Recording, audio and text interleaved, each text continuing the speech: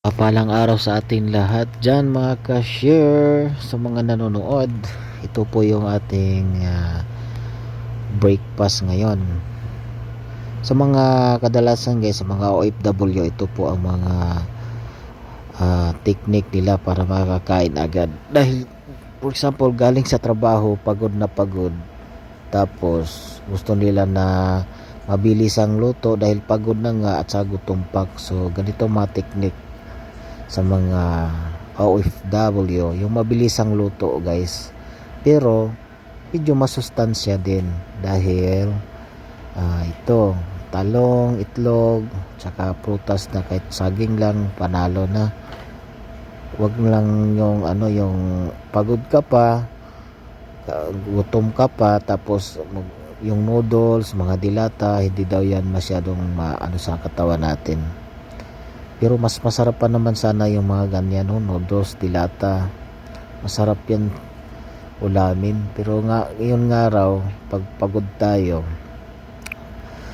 kakain tayo ng medyo okay na sa katawan natin. So, ganito yung mga technique guys sa mga OFW. Wala nga ng arte-arte, sa totoo lang, walang arte-arte. Yung mag-post-post lang yan sa reels na medyo masarap. Sa panahon yun na di-off nila, di-off namin, hindi lahat, di-off namin. Pero yung nagtatrabaho kami, galing sa trabaho, tapos pag uwi gutom na, pagod, kahit ano lang makita dyan sa ref, lulutuin yan na mabilisan.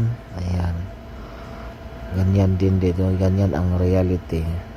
Kung masarap yan guys, wala na yung mga lamas-lamas, ano lang, konting bitsin, konting asin, yun na. Tapos i-mix mo yung itlog, ihawin mo muna yung talong, balatan mo, mainit pa din, i-mix mo na siya sa talong, sa itlog.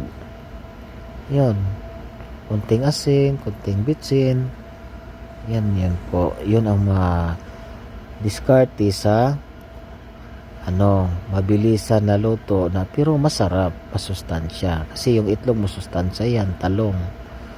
Yan. Kasi pagod na sa trabaho. So yan lang guys, yan po ang aking ulam ngayon. So ingat po tayong lahat at palagi po tayong magpapasalamat sa may kapal sa Panginoon. Magpapasalamat na may kasamang paghingi. Palagi tayong magpasalamat sa Panginoon. God bless po at ingat po tayong lahat.